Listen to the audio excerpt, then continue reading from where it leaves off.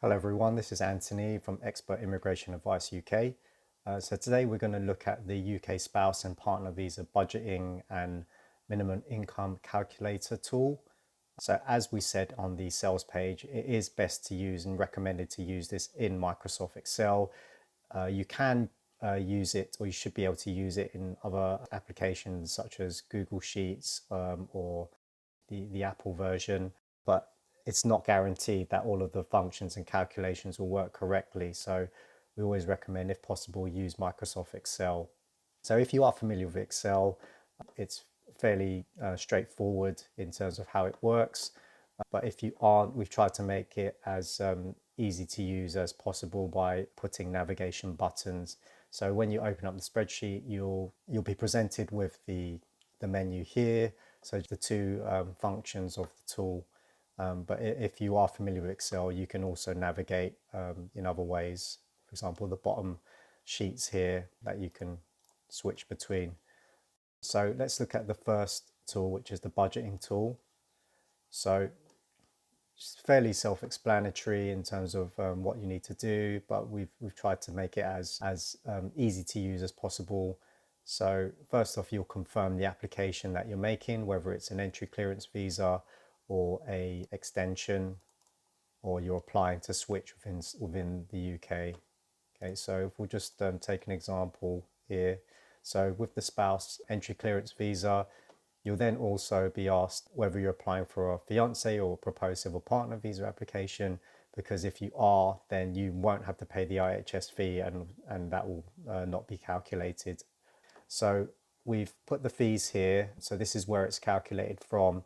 You can change these, but you'll get a pop-up just to remind you that you should only change these when you are certain that the fees have changed. They have been changed by the UKVI. Otherwise, these fees are valid as of September 2022, and they're not likely to change for at least another year, maybe two.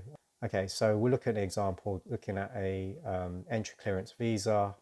We're not applying for as a fiance or proposed civil partner, no children applying, and then it will calculate the total based on that. So we've included the priority visa service fee, but you can just take that out if that's not relevant for your application. And then likewise with the English language test. So if we're just looking at just the fees itself, then you'll get the total. But then yes, you can, these ones can be changed, whereas the main fees you won't be able to change because it will be based on the fees in this box here.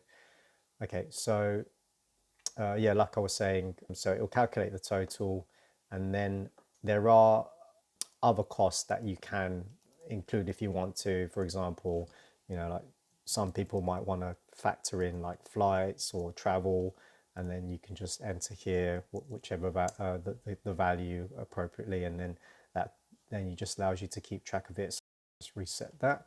Okay, so just to show you an example, if you're applying, if there are children also applying, so this is automatically calculated again based on the fees on the current fees.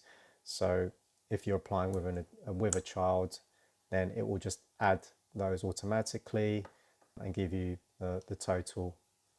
Okay, just show you an example if we're applying for an extension or switching to the partner route. Won't apply with any children. Let's say we want to pay for the priority service fee, which is currently 800. And then yeah, just be calculated. Yeah, so this will be the easiest way to keep track of everything. You're not left in the dark and guessing how much you need to budget for all of the costs involved. So really handy tool in that regard. So now we're going to look at the minimum income and savings calculator. So this calculates the minimum income threshold for your application and confirms if you currently meet it. It also calculates the amount of savings you need to have if you will be relying on savings for your application. Minimum income threshold, these values are also hard set, so you won't be able to change that. So if you're only applying, if it's only a single applicant, then that's the minimum income threshold. If it's with a child, then it will update that accordingly. So if we're just looking at a single applicant And if you're only going to be using savings, this will show you the amount of savings that you would need to meet the minimum income requirement. Okay, now if we're looking at your income, let's say you're earning 20,000, for example, from your job, then that will show you that the financial requirement has been met. You won't need any savings, and then it just gives you the value here. So it's a surplus value of 1,400. But let's say that if you were earning 16,000, press enter after you've put the value in. So this tells you that you're short of 2,600 for the minimum income threshold. You haven't met the threshold, and this is the amount of savings that you would need to meet the threshold with your current earnings.